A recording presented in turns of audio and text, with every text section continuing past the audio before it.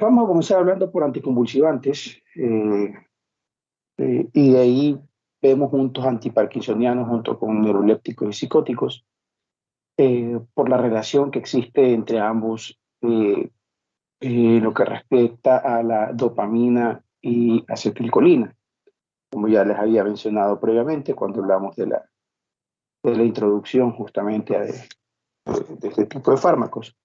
Les había ya mencionado que existe pues este tipo de relación, como yo les digo, de balance.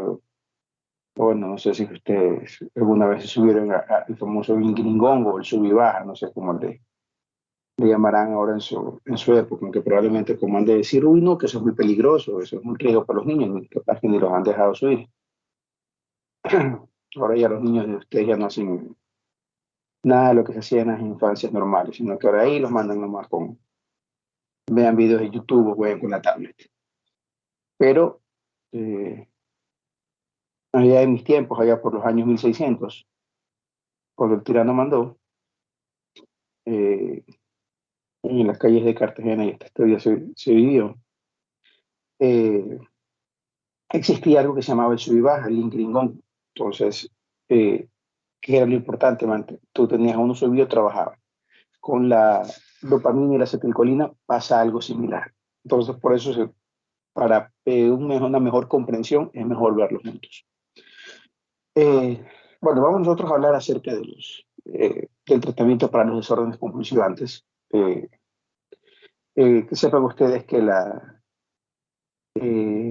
que la epilepsia, ¿verdad? Que estos son el tipo de fármacos que vamos a ver, es un desorden episódico, para comenzar, o sea, viene por ratos, ¿no?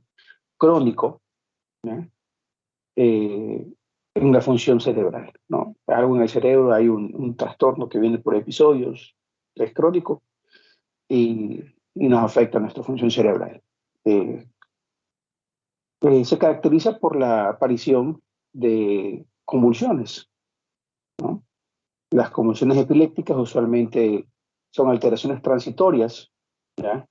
Que puede ser en la conciencia, en las sensaciones, en la conducta, todas las anteriores, ¿ya? No solamente son los movimientos que ustedes ven, eso no solamente son convulsiones, eso tiene un nombre, convulsiones tónico-clónicas, pero tenemos otro tipo de convulsiones, ¿no? Cuidado te cosa, me mierden los ojos. Tengo que ir a mi oftalmólogo. Últimamente he estado padeciendo de mucha resequedad ocular.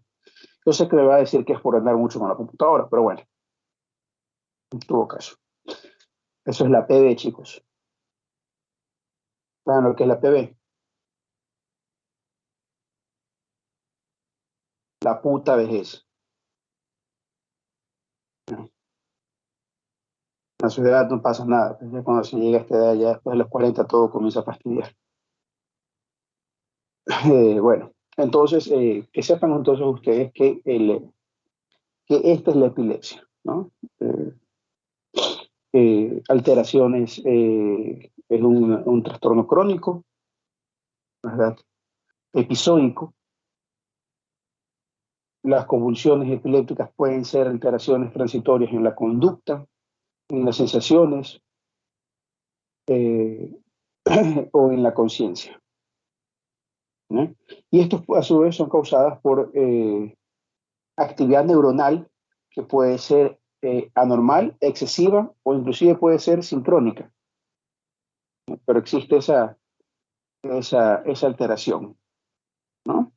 Esto puede ser detectada con algo que se llama un electroencefalograma, ¿no? Para que sepan, a nivel mundial, casi un 1% de la población mundial tiene epilepsia, o sea que es bastante frecuente, o sea que uno de cada 100 personas puede sufrir epilepsia, ¿no? La epilepsia puede aparecer en cualquier etapa de la vida, puede aparecerte de viejo, puede aparecerte de joven, ¿no? Pero lo más común es que aparecen niños eh, pequeños hasta antes de los 10 años y si aparecen adultos usualmente es posterior de los 50 años. Me quedan todavía 10 años para antes de preocuparme por la epilepsia. ¿ya? Eh, las convulsiones, cuando son recurrentes, usualmente, ¿qué es lo que pasa? Alteran la capacidad del individuo de realizar sus actividades al día a día, por eso usualmente se busca tratamiento. Afortunadamente, con la medicación oral se puede controlar más del 70% de los casos y los pacientes se mantienen sin convulsionar utilizando la medicación oral, ¿no? Eh, las convulsiones se las clasifica básicamente en dos tipos. Esto es importante porque según el tipo de convulsión es el tipo de medicamento. Nosotros tenemos las focales, ¿ya? Y las generalizadas, ¿ya? La aparición focal, antes se le llamaban parciales, pero se llama aparición focal y lo otro se llaman generalizadas. ¿Qué se le llama aparición focal? Es cuando en el electroencefalograma se muestra que una región localizada, ¿verdad?, en un hemisferio cerebral es el que va a acompañar, es el que va a producirte esto de aquí. Esto se puede observar en el electroencefalograma. ¿Alguien iba a decir algo? ¿Abrieron un micrófono? Olis. No, claro, es que estaba cambiando de dispositivo y me obliga a Ah, activar el micrófono para poder cambiar. ya, listo. Ok. ¿Pero alguna duda? Pregunten. Pregúntame. Pregúntame. Güey. Bueno, entonces, como les decía, las parciales aparecen en un solo hemisferio en una región localizada. Esto se ve en el electroencefalograma. Mientras que las generalizadas, usualmente hay activación de ambos lados del hemisferio cerebral. ¿Okay? Eh, eh, las, eh, las convulsiones usualmente se les llama eh, se las clasifica en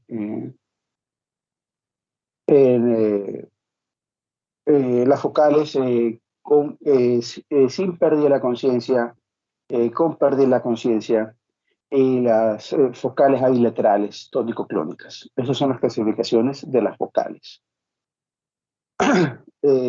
Como el nombre lo dice, las convulsiones sin pérdida de la conciencia, el paciente está obviamente completamente preservada. Cuando se llama con pérdida de la conciencia, antes se les llamaban complejas, el paciente pues pierde la conciencia, o su conciencia no es que la pierde, sino que está afectada, ¿no? Y por último, eh,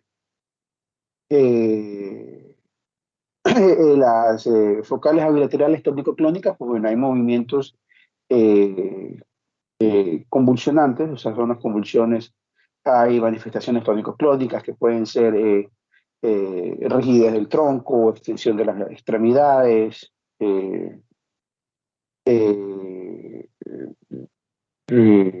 por lo general, las tónico-clónicas se les llama así porque tienen una fase tónica, que es la parte de rigidez, todo se te pone duro, y después vienen las contracciones rítmicas de las extremidades y del tronco. Esa es la parte clónica. Tónica y clónica, relajado, ¿no?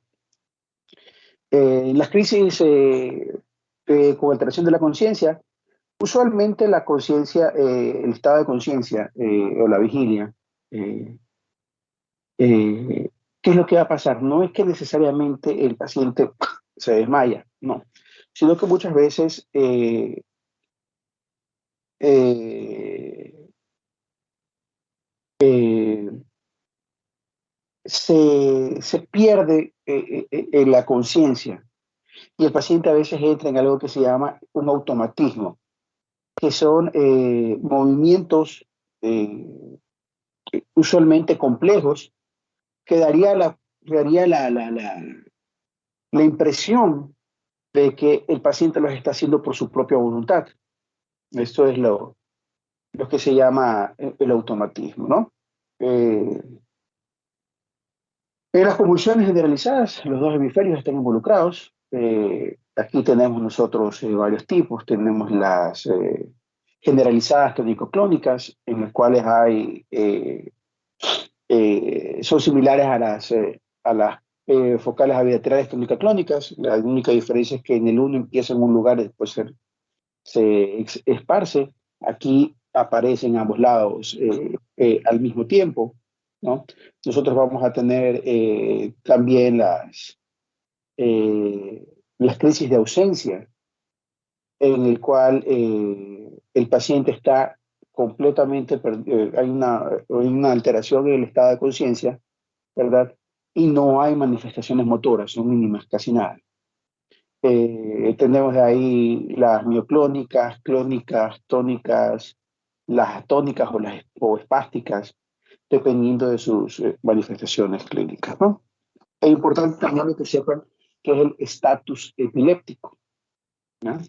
El estatus epiléptico son convulsiones prolongadas o repetitivas.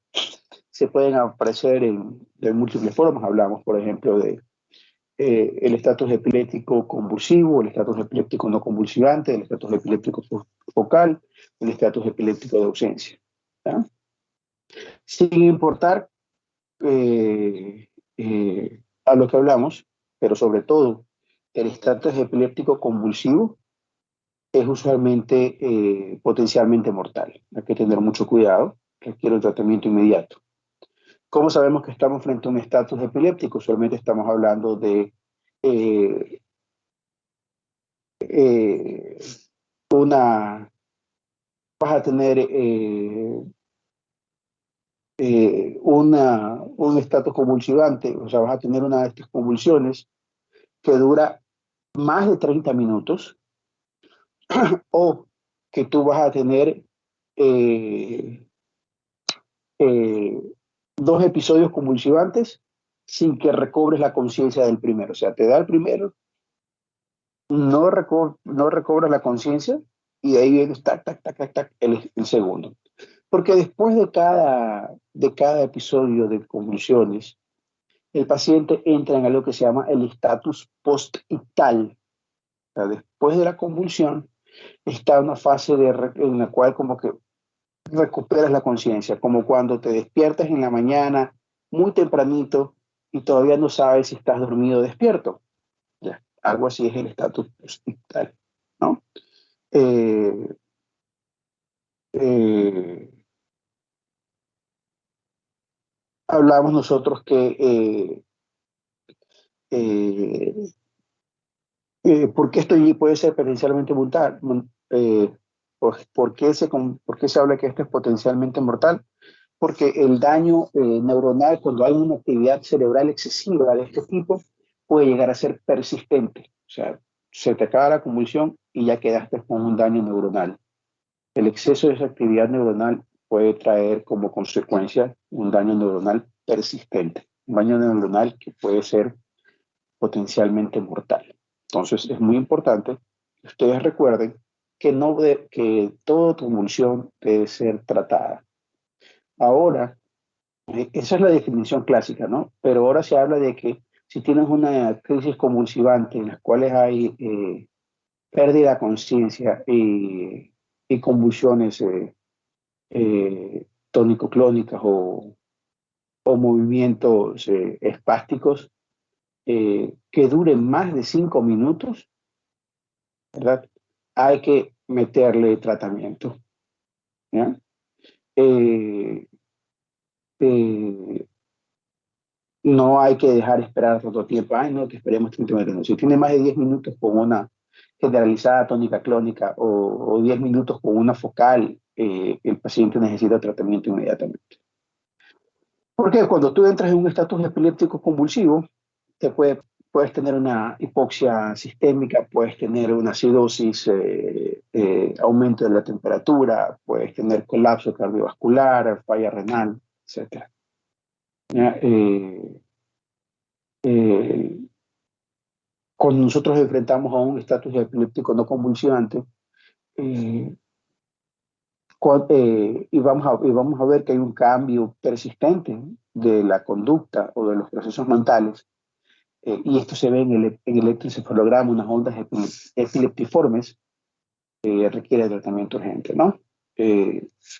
Usualmente todo el mundo puede tener convulsiones. Eso no se salvará, o sea, no es que yo soy inmune, no, por el contrario, cualquiera puede tener una convulsión.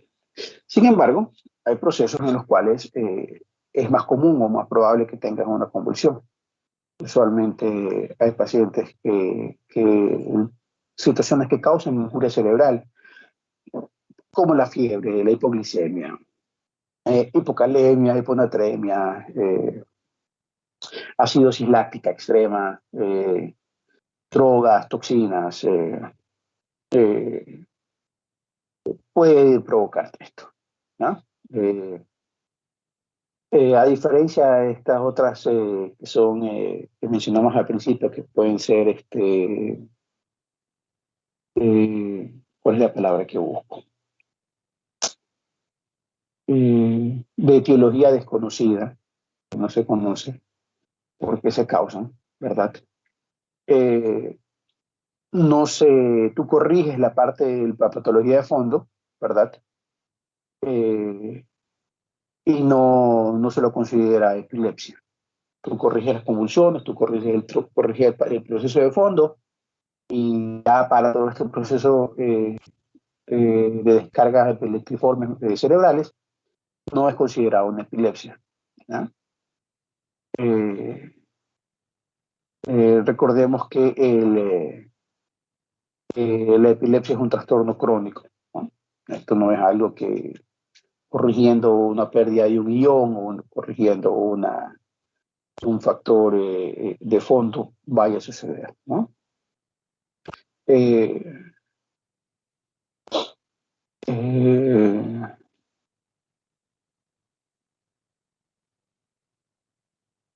eh, las causas pues, de la epilepsia, se habla de que cuando son niños recién nacidos, usualmente es hipoxia neonatal, hemorragia intracraniana, uso de droga por parte de las madres, los niños nacen con una especie de síndrome de abstinencia. Eh, en, en lactantes y en niños puede ser por fiebre, por infecciones, una meningitis o una encefalitis. Estas son causas de convulsiones, ¿ah? En los adultos y en los ancianos puede ser traumas usualmente, puede ser un stroke, un infarto, alteraciones metabólicas, como ya hemos mencionado, hipoglicemia, hipocalemia, hipomagnesemia, natremia, acidosis láctica, uremia, por elevación de la urea y creatinina, también puede haber convulsiones.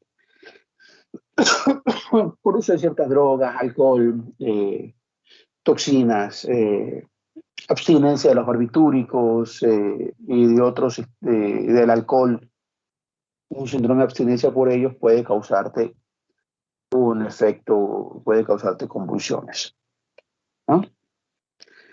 Sin embargo, cuando hablamos de causas de epilepsia, o sea, ya de la enfermedad crónica, usualmente nos podemos referir a un daño traumático en el cerebro, un golpe, algo sumamente terrible, pues que causó ya un daño permanente. Un estatus epiléptico, alguien que tuvo una convulsión epiléptica, un estatus epiléptico y no fue tratado correctamente, bueno, pues ahí está, quedó. Hay síndromes genéticos, Lennox-Gastaut, entre otros, que pueden provocarte West, que pueden provocarte estos trastornos cerebrales, usualmente vienen acompañados con una alteración en el estatus intelectual, estructura cerebral, alteraciones metabólicas, malformaciones neonatales, pero por ahí también puede ser la causa. Eh, en malformaciones congénitas, lesiones al nacimiento perinatales, hipoxia, todas estas cosas pueden provocar convulsiones y daños permanentes que puede causar ya epilepsia, tumores cerebrales, la neurocisticercosis, ustedes que están viendo ya parásitos, eh, enfermedades neuronales degenerativas como el Alzheimer, encefalitis por cuerpos de inclusión, etc.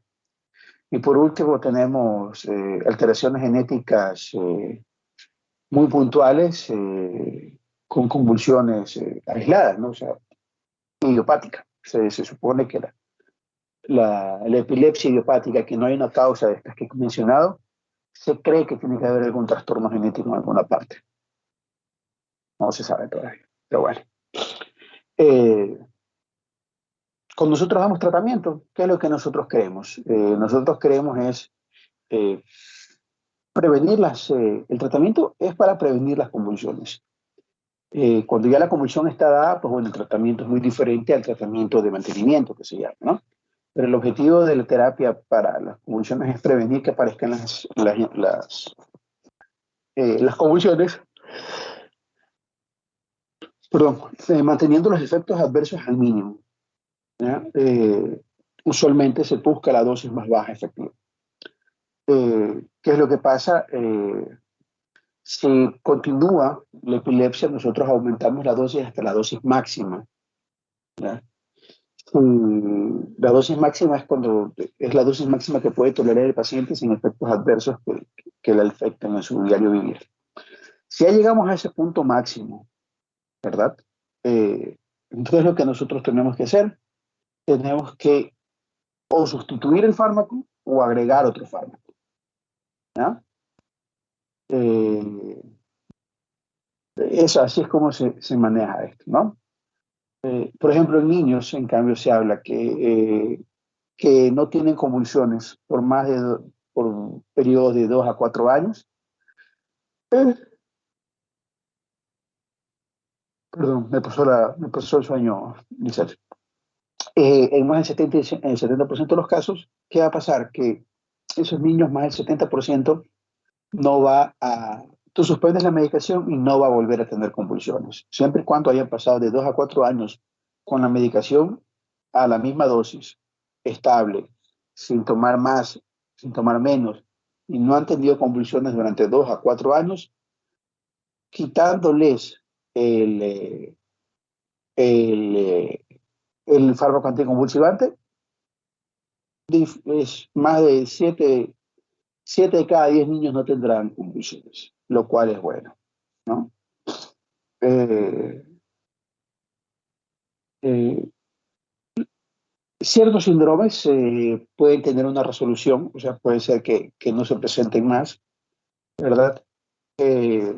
Como por ejemplo la epilepsia benigna de la infancia, con puntas centrotemporales. Sin embargo, hay otros como la epilepsia mioclónica juvenil, que esa vaina no para nunca, ¿no? En cambio, en los adultos, cuando aparece la epilepsia, casi nunca podemos esperar que esta se resuelva por sí misma. O sea, eso no va a pasar, ¿no? En niños sí, en adultos no. Eh, eh, bueno, no, ustedes ya van a ver esto en Fisiopato, pero en muchos casos de epilepsia, la mayoría son resultado de algún daño en el cerebro, traumática, infección, stroke, o sea, una disminución de un infarto cerebral, o sea, hemorrágico o isquémico. Eh, Otras veces es por un tumor, por una lesión cortical, una malformación vascular. Eh, eh, en fin, ¿no? Esto de aquí, sí, usualmente lo primero que tenemos que descartar es una causa eh, estructural de fondo. Que exista algo que haya causado un daño, que sea potencial a quien tengamos a quien echarle la culpa, ¿no? Eh,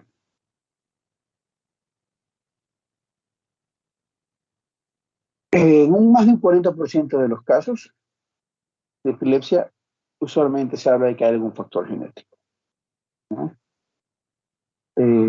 ¿Por qué se sospecha eso? Bueno, hay enfermedades que son de tipo genética, como la esclerosis tuberosa, entre otras, las cuales siempre presentan epilepsia. Entonces se cree que tiene que haber algún tipo de anormalidad metabólica a nivel del cerebro que causa esto, ¿no? Eh, ya les dije, como hay algunas que son idiopáticas, que solamente aparece esto. Aquí nosotros tenemos, como les mencioné, la epilepsia benigna de la infancia con puntas centrotemporales, eh, la, la epilepsia familiar neonatal, o sea que es una familia de niños que cuando son muy chiquititos todos convulsionan, pero después nunca más les vuelve a aparecer. Eh, la epilepsia de ausencia juvenil, de la infancia, que sufren crisis de ausencia, la crisis de ausencia eh, son en los cuales el paciente está de repente hablando y como que se queda así, en blanco, de la nada. Importante porque hay un fármaco que actúa única y exclusivamente en ese tipo de convulsiones. Entonces, si tú lo quieres dar por otra convulsión, no funciona, pero funciona muy bien para eso. Ya vamos a ver cuál es ese. Perdón. Eh, la epilepsia mioclónica juvenil tampoco se conoce la causa, no se ha identificado nada. Entonces, se supone que tiene que haber algo por ahí eh, involucrado, ¿no? Eh, eh,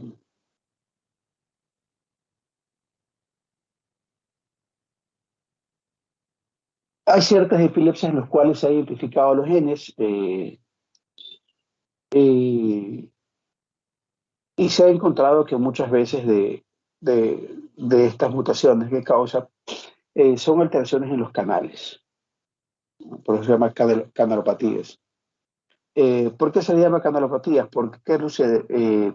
Te cambia la estructura de los canales, entonces entran o salen iones electrolíticos que no, que no deberían faltar. De esa manera, ¡pum!, te dan los eventos epilépticos, ¿no? Eh, se cree, por ejemplo, que cuando tú tienes una convulsión focal, ¿qué es lo que pasa? Pierdes tu esa inhibición de tus alrededores. ¿Qué quiere decir? Eh, que tu glía, ¿verdad? O que las neuronas que están cerca tuyas, ¿verdad?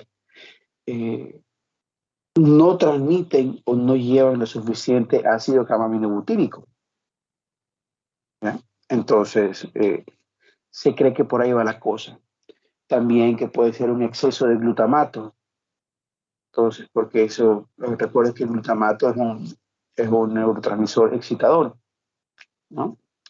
Entonces, eso puede también ser una de las causas que se investigan, ¿no? Eh, no vamos a adentrarnos más porque eso no es de eh, no es de nuestra rama, pero que sepan ustedes que las convulsiones generalizadas, que son usualmente con los dos hemisferios, y hay una alteración también a nivel del tálamo. Recuerden que todas las vías que van del cerebro hacia la médula espinal usualmente pasan por el tálamo, ¿verdad? Eh, eh, de, cuando se habla de las crisis de ausencia, se habla de alteraciones en los circuitos tálamo-corticales. Eh, eh, que hay aquí alteraciones entre las interneuronas de relevo y las excitadas por glutamato a nivel cortical. Eh, en fin, o sea, se habla de que hay algún tipo de alteraciones, ¿no? Ya sea en, eh, en una falla en activación de los canales lentos de calcio, eh, disminución de la producción de GABA, En fin, o sea, son situaciones que ya ustedes tienen que ver en fisiopatología o en neurofisiopatología o como sea que ustedes se llame lo que ven ahora, ¿no? Eh, que sepan que nosotros vamos a tratar a las convulsiones focales y a las generalizadas. ¿Verdad? Las focales son sin pérdida de la conciencia, en las cuales va a haber alteraciones sensoriales, motores, del sistema nervioso autónomo o psíquicas, mentales, sin pérdida de la conciencia. Tienes tú las que tienen pérdida de la conciencia, usualmente aparecen con automatismos. Las focales bilaterales, con convulsiones tónico-clónicas. Y las generalizadas, que son las generalizadas tónico-clónicas, las crisis de ausencia generalizadas. Y el otro tipo de convulsiones generalizadas, como las mioclónicas, las atónicas, o el espasmo epiléptico, ¿no? Usualmente, ¿cómo nosotros escogemos el fármaco anticonvulsivante? Primero, diagnosticando bien. ¿Ya? Nosotros tenemos que ser muy cuidadosos en diagnosticar correctamente porque hay fármacos que funcionan para crisis focales, hay fármacos que funcionan para generalizadas, hay algunos que funcionan para ambos, pero más para unos que para otros, ¿no? Eh, ¿Qué es lo que van a causar? Pues bueno, usualmente, ¿cómo van a actuar estos fármacos anticonvulsivantes? Usualmente actúan ya sea modificando los canales iónicos relacionados al voltaje, ¿no?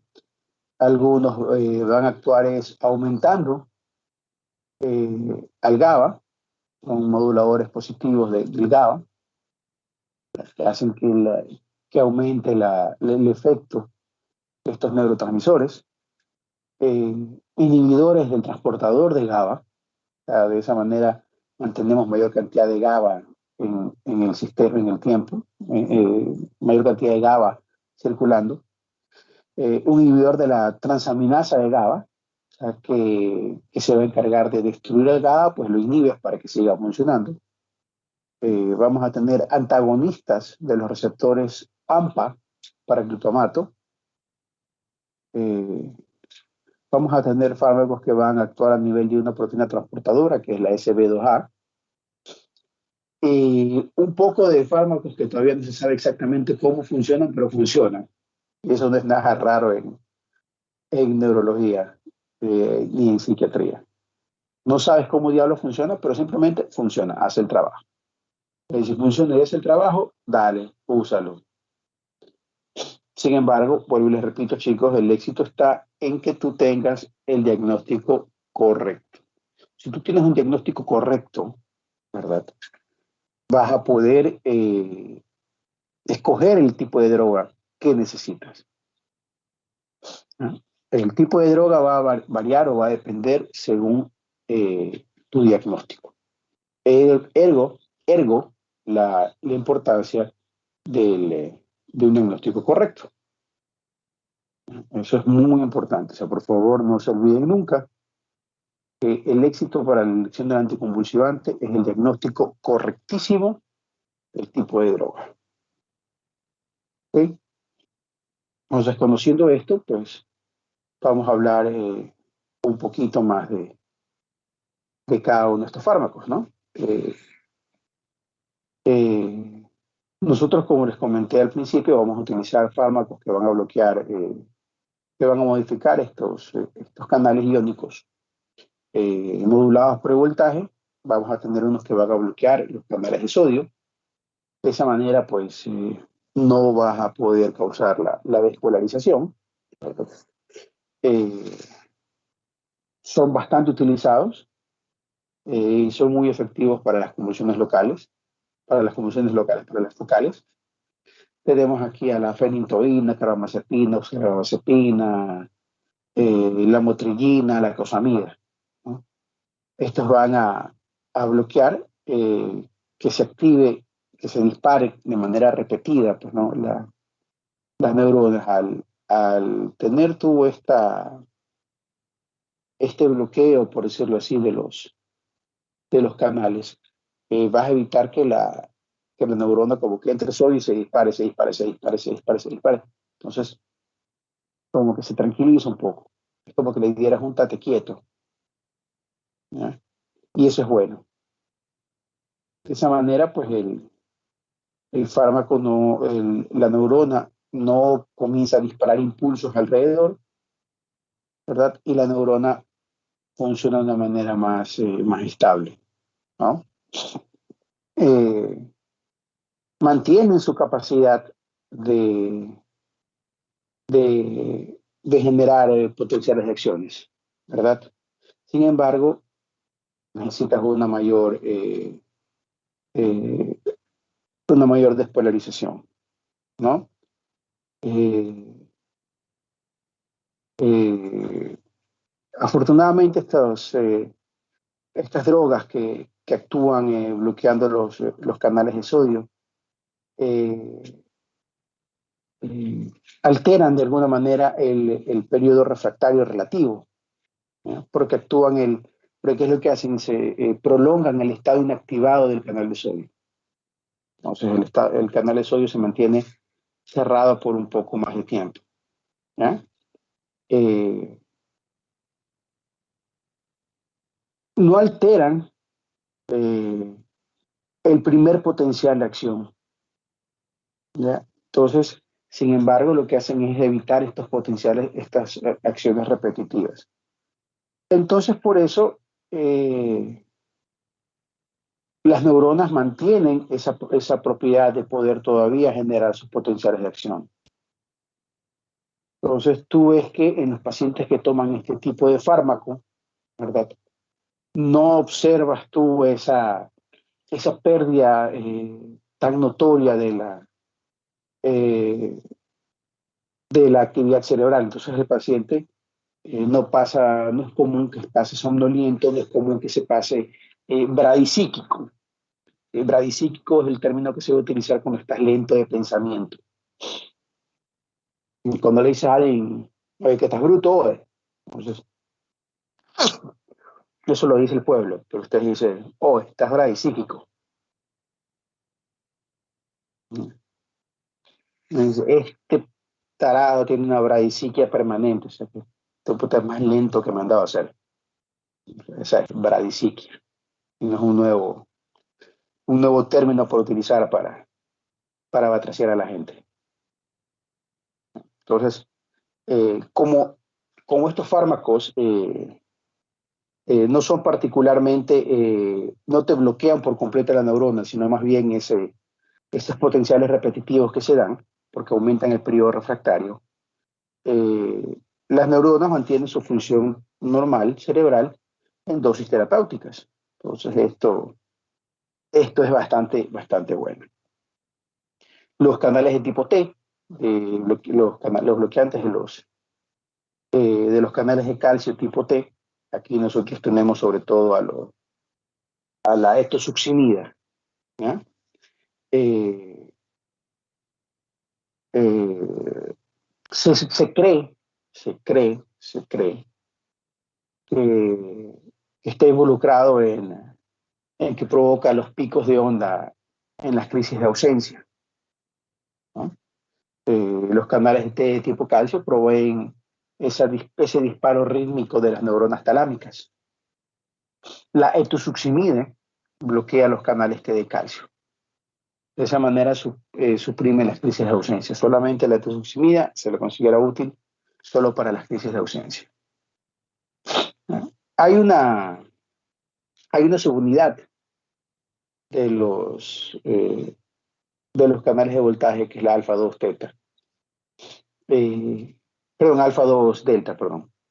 Eh, que está asociado a los canales de voltaje. ¿Qué es lo que hace? Hace que esta subunidad, ¿verdad? Modula el tráfico de de este canal, ¿no? Eh, No se conoce exactamente cuál es el rol específico de esta subunidad en los canales de voltaje, el alfa-2 delta. Sin embargo, hacia esa proteína actúa la pregabalina, la gabapentina. ¿Ah? Eh, eh, la pregabalina y la gabapentina son fármacos que tienen una estructura súper similar al GABA. A ver, alguien dijo, ok, si sabemos que el ácido gamma-aminobutírico es un fármaco, es un neurotransmisor inhibidor, ¿qué te parece si nosotros hacemos un neurotransmisor que se parezca, perdón, un fármaco que se parezca al GABA? Y que aparecieron los gabapentinoides, la gabapentina y la pregabalina. Cuando los comenzaron a utilizar, se dieron cuenta que sobre el GABA no hacía ni burger. Sin embargo, tenían este efecto de disminuir eh, la entrada de modificar la acción en estos canales de voltaje del calcio, actuando a través de esta subunidad de la alfa-2 delta. Eh, Ahí tienen una actividad tanto anticonvulsivante como analgésica. Eh, ¿Cómo es que funciona eso exactamente? Todavía no se sabe.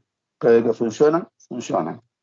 Sobre todo para el dolor de tipo neuropático o para cierto tipo de convulsiones, pero funcionan.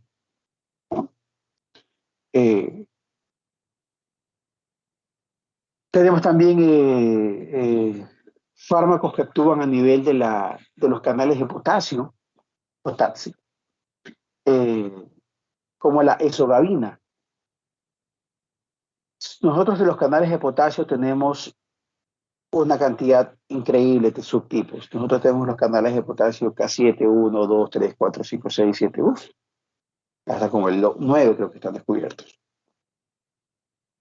En el corazón tenemos el canal de potasio el 7.1, que es el encargado también del famoso funny current, de la corriente funny, graciosa. Eh, a nivel del cerebro, ¿verdad? De las neuronas, funcionan más los canales de potasio del 2 al 5, 7.2, 7.3, 7.4, 7.5, ¿verdad? ¿Qué es lo que va a causar la esogavina o fármacos de este tipo que bloquean mejor dicho, que activan este canal de potasio? Aumenta la corriente y causan hiperpolarización. ¿Ya? Eso es buenísimo. De esa manera, el, eh, causa una especie de freno en el disparo, porque claro, pues necesitas una cantidad mucho más alta de potencial de acción para poder dispararte. Un ratito que estos residentes de la clínica sí que me joden. Ya les he dicho que conmigo en la mañana no cuenten.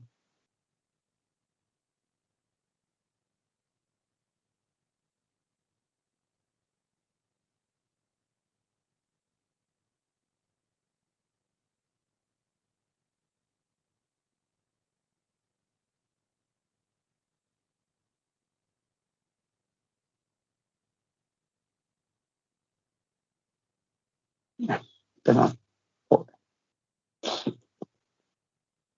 bueno, también tenemos fármacos, como les había mencionado, que van a aumentar o que van a potenciar el efecto del GABA, ¿verdad? Nosotros ya habíamos hablado de un par de tipos de fármacos que actúan a nivel del GABA. Unos actúan aumentando la frecuencia de apertura, ¿verdad? De los canales mediados por GABA, y otros aumentaban el tiempo de frecuencia. ¿Cuáles son estos de aquí? Los que aumentan lo mejor dicho, los que aumentan el tiempo de apertura de los canales de GABA, Yani. Las benzodiazepinas Ellos son los que hacen ¿qué? aumentan el tiempo, no, aumentan la frecuencia con que con que se abren los canales. Ya. ¿Y Ya. cuáles aumentan el tiempo? Los barbitúricos. Barbitúricos, muy bien. Pues los barbitúricos, las benzodiazepinas, también actúan como anticonvulsivantes, ¿no? No que obviamente, a diferencia de algunos que vimos antes de aquí, el uso de estos de aquí sí nos va a bajar la función cerebral, ¿no?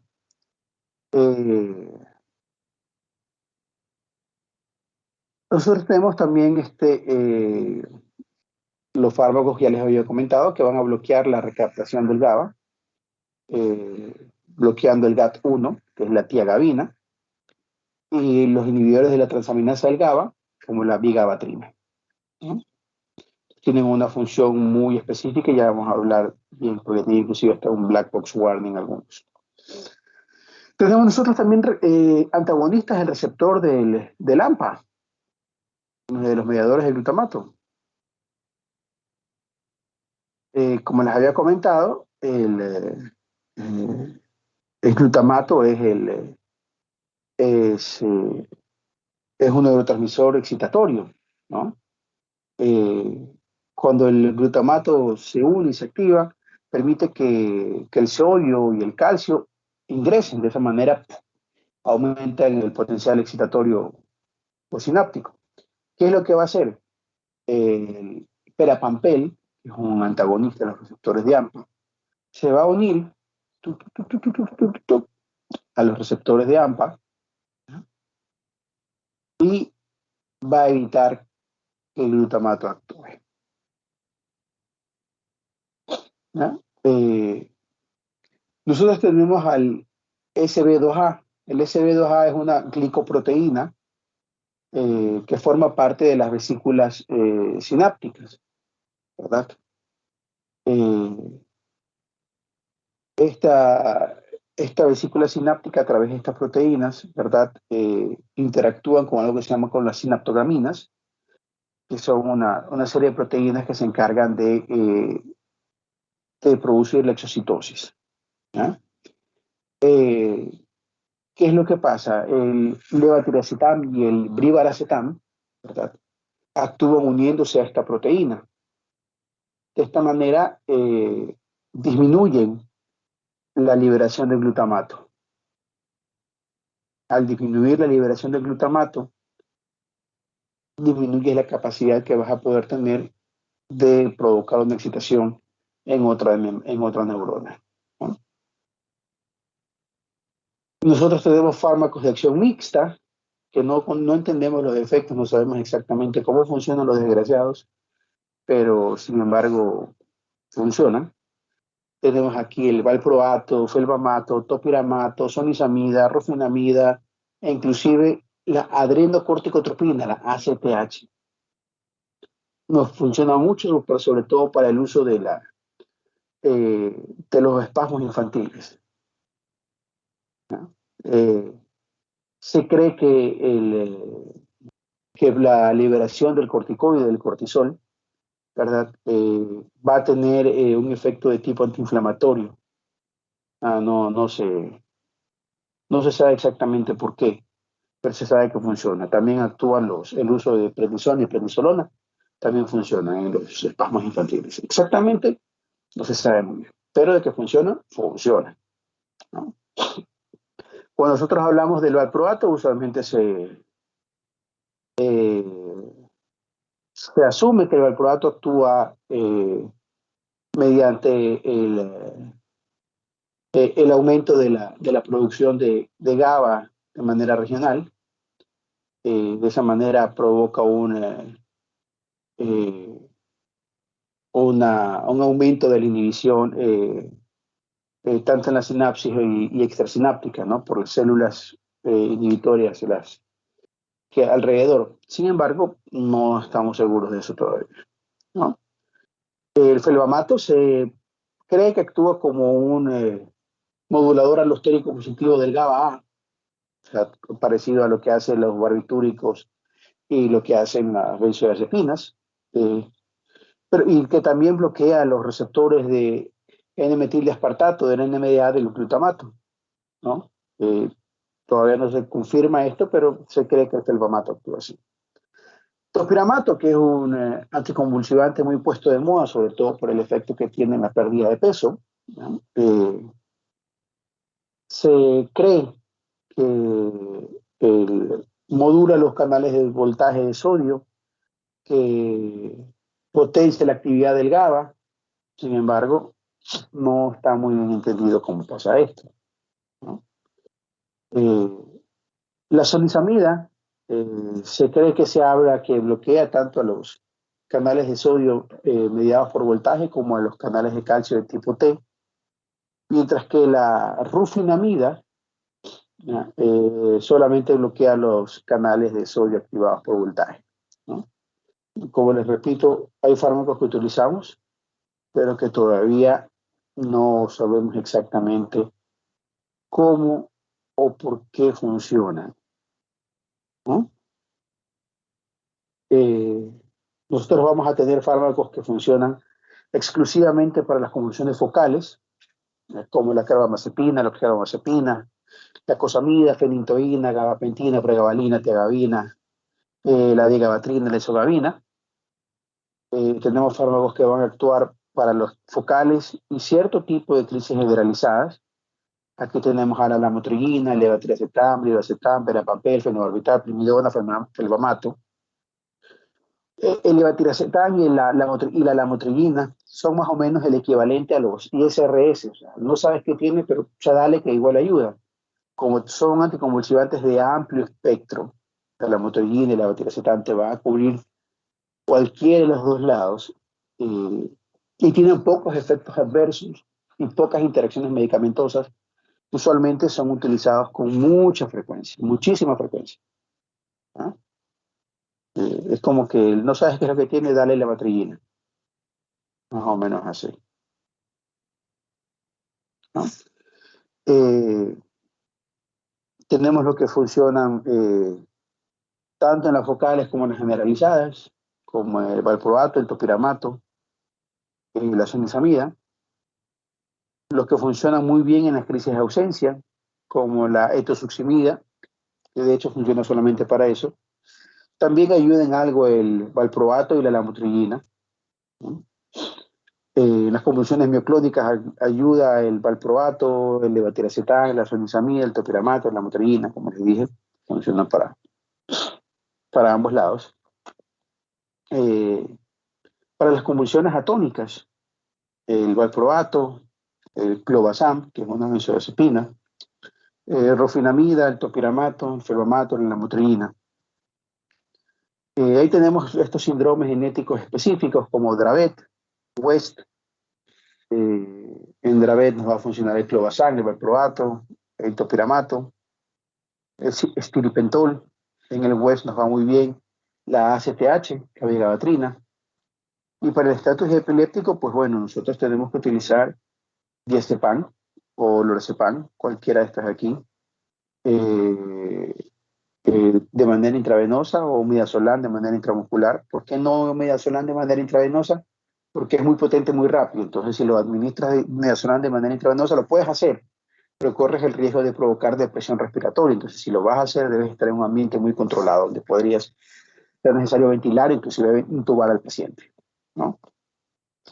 También la fenintoína, el fenobarbital, el ácido valproico, la cosamida, la valproato, todos estos intravenosos, ¿no? Si aún así no te funciona para parar la crisis convulsivante, tienes que provocar un coma o una anestesia inducida. Usas esto de aquí, pentobarbital o fenobarbital, propofol, midazolam, tiopental, ketamina, cualquiera de estas cosas para cortarle arriba las convulsiones, ¿no?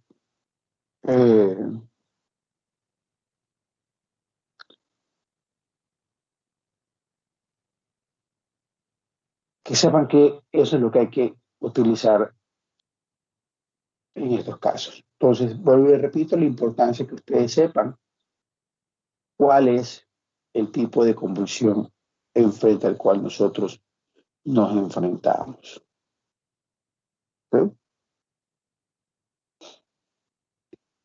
Entonces, como les... Eh, este básicamente es una, es una especie de resumen de dónde va a entrar, ¿no? Recordar que muchos de estos fármacos anticonvulsivantes son metabolizados por la vía del citocromo. Entonces hay que tener cuidado, ¿verdad? Eh, eh, con qué más estamos tomando. Tener mucho cuidado, sobre todo cuando utilizamos fármacos de los que se utilizaban antes, por ejemplo, la fenitoína es se metaboliza bastante por la vía del citocromo. Lo mismo que los benzodiazepinas, así que mucho ojo. Eh, También muchas de estas drogas, estos fármacos anticonvulsivantes, tienen una fuerte unión a las proteínas plasmáticas, pudiendo inclusive desplazar a otros medicamentos que se encuentran ahí, causando, por ejemplo, un pico no, no considerado, ¿no? Eh, Ustedes van a revisar la farmacocinética, van a ver la vía media de cada uno. Les repito, a mí no me interesan las dosis, solamente me interesa que sepan eh, cuál es la vía media de estos fármacos, ¿no?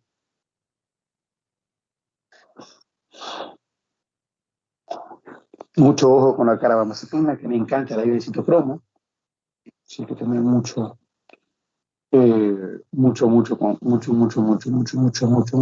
cuidado.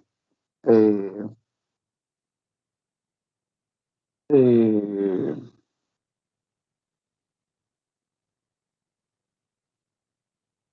no podemos nosotros combinar el valproato con la lamotrigina. Ojo, eso no se combina, ¿no? Mejor dicho, eh,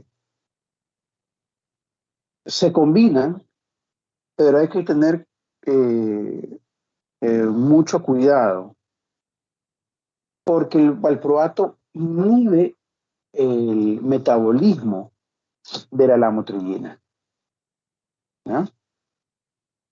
Eh, y la lamotrigina tiene un potencial efecto adverso, que puede provocar un síndrome de Steven-Johnson. Entonces hay que tener mucho cuidado, sobre todo cuando se suben muy rápido los niveles de lamotrigina. Pues ahora la lamotrigina se empieza con dosis bajitas, bajitas, bajitas, bajitas, y se le va subiendo poco a poco, poco a poco, poco a poco, poco a poco, poco a poco, poco a poco, poco a poco, ¿ya? Pero tener mucho cuidado. Valproato y lamotrigina aumenta muchísimo la lamotrigina. ¿Por qué? Porque el valproato bloquea a eh, a, a una enzima que se encarga de glucuronidar, porque estas se conjugan a la lamotrigina. Entonces, no puedes deshacerte de la cantidad de lamotrigina que está en el plasma. Así que mucho ojo, mucho ojo. Lo mismo que la fenitoína tiene tiene una dosis, una cinética de orden cero. Eh, pero ¿qué pasa? A dosis bajas, la, eh, la concentración en plasma y la concentración en la dosis están muy relacionadas. Cuando aumentas la dosis, ¿qué va a pasar? Las concentraciones plasmáticas se trepan demasiado. ¿Por qué? Porque las enzimas hepáticas se saturan, ¿no? Entonces hay que utilizar bastante, con mucho cuidado y que se va poco a poco manejando, ¿no? Eh, de ahí, ¿qué más podemos decir de importancia de los... Eh, el levetiracetam no se metaboliza por la vía del citocromo, ¿ya? Usualmente es hidrolizado, eh, así que es muy útil sobre todo en pacientes polimedicados. Eh,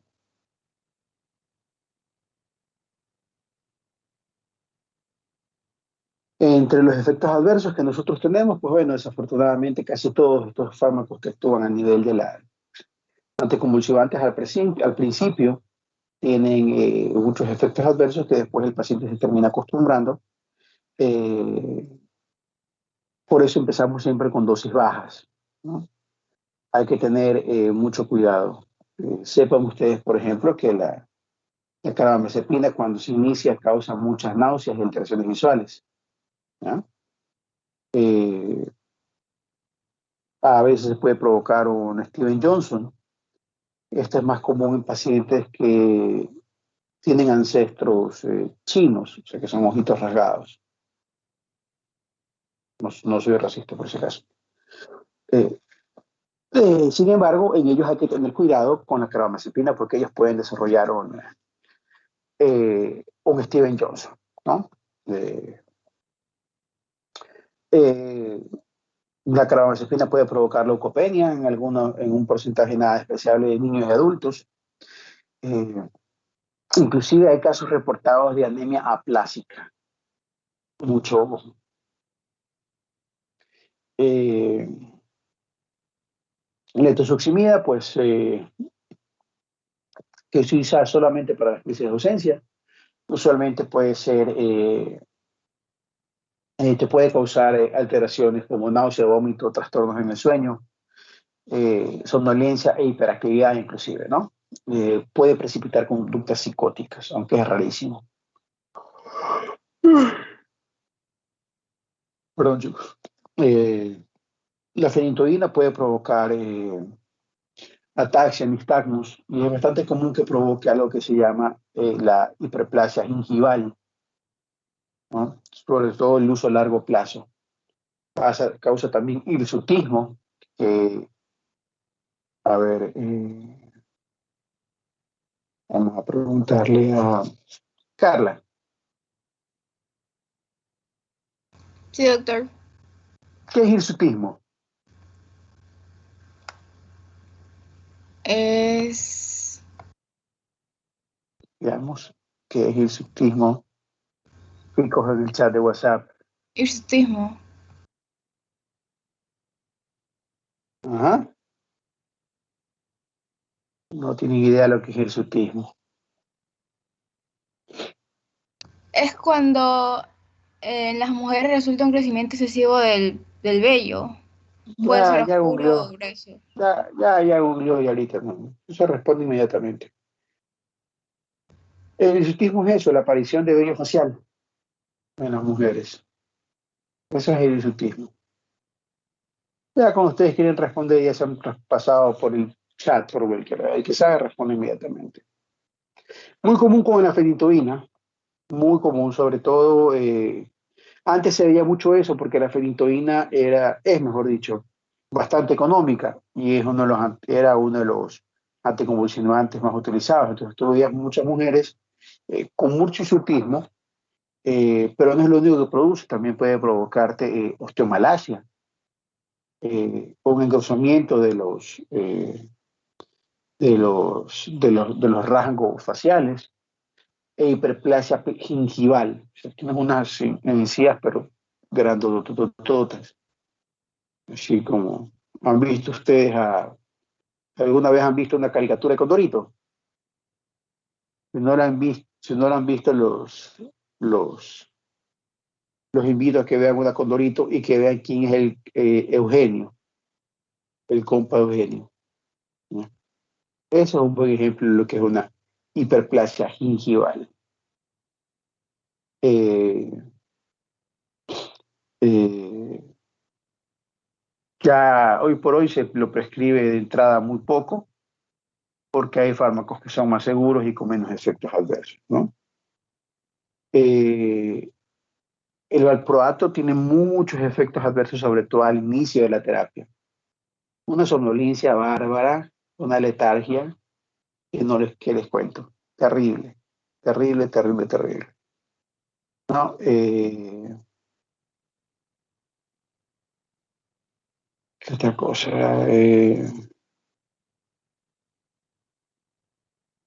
Existe casos reportados de una hepatitis fatal. ¿no? Sin embargo, afortunadamente, es raro, 1 en 40.000, ¿no?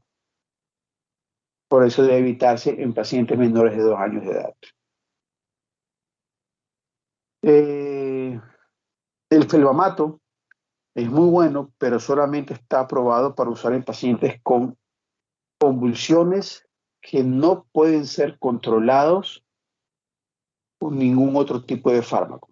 ¿Por qué? Porque el riesgo de anemia plásica fatal aparece en 1 de cada 5.000 pacientes y también está relacionado con fallo hepático. Mucho cuidado. La gabapentina y la pregabalina son sumamente seguras. Sin embargo, en estados asociados con fatiga transitoria, somnolencia, algo de ataxia inclusive, usualmente relacionadas con la dosis y usualmente transitoria, ¿no? El, el levatiracetam se tolera muy bien, a veces causa un poquito de sedación, estás como que, ¿no? Y algo de alteraciones en la... eh, y algo de alteraciones a nivel de la conducta, ¿no? Eh, sin embargo, eso es muy mínimo. Esto de aquí se observa más en pacientes que tienen algún tipo de alteración cognitiva, que tienen alguna discapacidad intelectual, ¿no? Y han tenido historias de alteraciones en el comportamiento. El levetiracetam puede eh, precipitarlas. Entonces, mucho cuidado. El perapapel, muy bueno, pero en cambio produce somnolencia, mareos y dolor de cabeza, ¿no? Por eso se lo recomienda tomárselo antes de dormir, ¿no? Eh, Hay un aumento del riesgo suicida, sobre todo en pacientes que han tenido este tipo de situaciones en el pasado y con dosis altas, ¿no? Entonces hay que tener mucho cuidado y en pacientes muy jóvenes. El fenobarbital es muy sedante, pero ya sabemos que el uso crónico quita la sedación. Eh, Hay que tener mucho cuidado, sobre todo cuando se conjuga con otros fármacos, sobre todo por el riesgo que se puede provocar de una sedación excesiva, ¿no? Eh, la tiagabina produce dolor abdominal y náuseas, por eso se lo debe administrar con alimentos. Eh, el topiramato tiene una característica muy particular, que no es como el patio de mi casa. El topiramato usualmente nos conlleva, nos trae, nos causa alteraciones cognitivas, pero ¿de qué tipo? Nos falla la memoria laboral, o sea, las cosas que tienes que acordarte cuando estás trabajando, ¡pum!, se te va. En el caso de ustedes sería el equivalente a todos los días, que no se acuerdan absolutamente nada de lo que dicen que leyeron el día anterior. Entonces, así como que se les olvida todo. Entonces, yo debería publicar un estudio clínico porque tengo como no sé cuántos jóvenes entre 19 y 23 años que toman topiramato, que siempre que se les pregunta algo no se acuerdan. Entonces, pero eso lo causa el topiramato. Eh, es bastante común.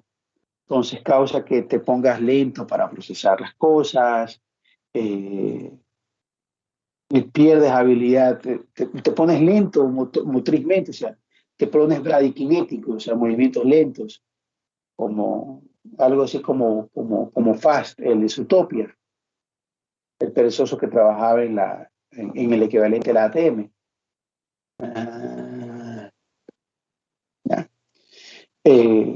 Causa que pierda fluidez verbal, que no te acuerdes de los nombres, como que, ¿cómo es que te llamas? Pues, y todo eso te afecta para tu trabajo, ¿no? Así que hay que tener mucho cuidado, ¿no? El topiramato también provoca algo te pone un poco más nervioso, a veces provoca diplopía, eh, eh, Se ha reportado también la presencia de acidosis metabólica porque el topiramato metabólica. Un segundo, por favor. Un segundo.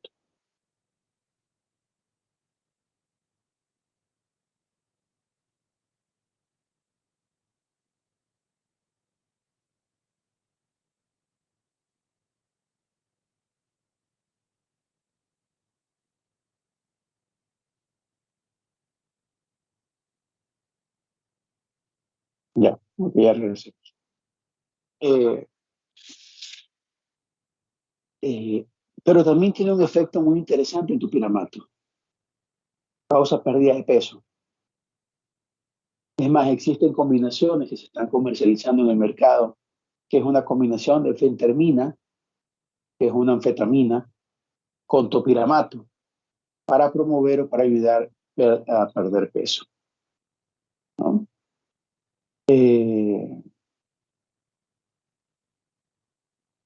¿Cuál es tenemos un fármaco que está aprobado solamente en casos excepcionales, pero así, bien excepcionales, que es la vigabatrina. Se lo utiliza únicamente cuando otro tipo de tratamiento ya falló. Ya te falló todo, y puedes utilizar tú la vigabatrina. ¿Por qué?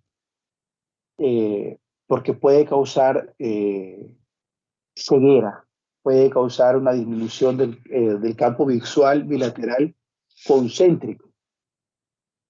A veces no da síntomas y cuando te das cuenta, y puede dañar la retina central. Así que mucho cuidado. Solamente está aprobado su uso cuando todo lo anterior ha fallado, ¿verdad? O en los espasmos infantiles catastróficos, ¿no? La sonizabina puede causarte también algo de cálculos porque está asociado con la disminución como un inhibidor de la anhidrasa carbónica. En los niños el uso de sonizamida provoca una disminución de la sudoración, así que hay que tener mucho cuidado con la hipertermia, ¿verdad? Y el golpe de calor, que son mucho cuidados, hay que tener mucho, ¿no? Hay ciertas drogas que no deben utilizarse durante el embarazo, ¿no? Sin embargo, es muy peligroso también dejar que la madre esté convulsionando porque puede tener problemas. Los fármacos que deberían evitarse en lo posible, sobre todo en el momento de la concepción, en los primeros trimestres del embarazo, son el valproato, el fenobarbital y el topiramato, ¿no? El valproato está asociado con defectos del tubo neural. El fenobarbital usualmente está asociado con aumento de las malformaciones congénitas, sobre todo los efectos cardíacos. Y el topiramato causa un aumento de paladar hendido y del labio leporino, ¿ya? El fármaco que se suele utilizar con algo de seguridad en en el embarazo usualmente es la lamotrigina. No se ha encontrado ningún tipo de evidencia que el uso de la lamotrigina en el embarazo favorece aumenta la prevalencia de las malformaciones congénitas. Lo mismo que el levetiracetam, ¿ya? Entonces se habla que con los niveles de evidencia, pues son los dos más seguros para usar en el embarazo, ¿no? Eh, eh, voy a decir, ok. Cuando la madre ha tomado fármacos anticonvulsivantes, que son modificadores o que son inductores de ciertas enzimas, entiéndase, de la vía del citocromo, pueden desarrollar una deficiencia de factor de coagulación dependiente de vitamina K. Eso puede traer un sangrado o una hemorragia en las primeras 24 horas. Por eso se administra vitamina K al recién nacido. Y inclusive ya ahora los protocolos por profilaxis, a casi todos los recién nacidos apenas nacen se les administra fitometadiona, que es conaquión. No les hace mucho daño, puedes hacerle mucho, mucho bien, ¿no? De ahí se está investigando acerca de los cannabinoides. Eh, eh, Está buscando unos moduladores positivos. Pero en fin, eh, usualmente esto de aquí es lo que suele estar mediado o se busca con los fármacos anticonvulsivantes, ¿no? ¿Algún tipo de duda hasta ahora?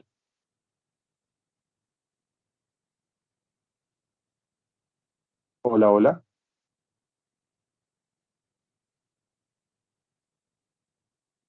Aparentemente no, doctor.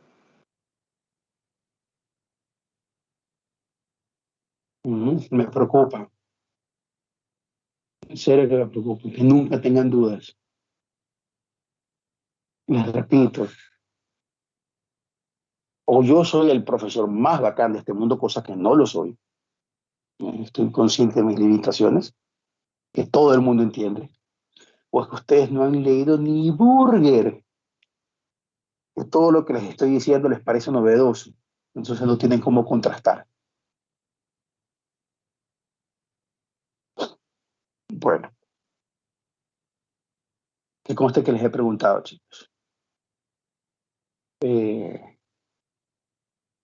Por favor, vayan a leer lo que son bien los efectos adversos, lo que son la farmacocinética y las interacciones. Pueden salir preguntas por ahí para el examen. ¿Quién quita? Sobre todo el uso de los anticonvulsivantes, ¿no? Tal convulsivante se usa sobre todo en qué tipo de convulsión, porque ya les he dicho y les insistí, ¿cuántas veces? Creo que les he dicho como 4 o 5 veces, que el éxito del tratamiento del anticonvulsivante es que nosotros identifiquemos bien qué tipo de convulsión es. Si yo les digo que es una generalizada, pues bueno, ya sabemos qué anticonvulsivantes no podemos usar, cuáles sí vamos a usar. O si yo les pongo una situación particular, les digo que la señora está embarazada, ya sabemos cuál no vamos a usar o cuál sí puede usar.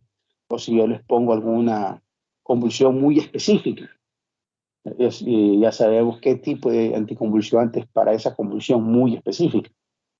Claro. Pilas con eso, miren que les estoy avisando. Pilas, pilas y moscas, como dicen ustedes los muchachos. ¿Ya? Pónganse pilas moscas con eso. Nos vemos el día de miércoles. Sí, miércoles. Nos vemos el día miércoles, por favor, ahí vamos a terminar de ver antipsicóticos. A ver, déjame revisar el sílabus. Sílabus. ¿Dónde está? Ah,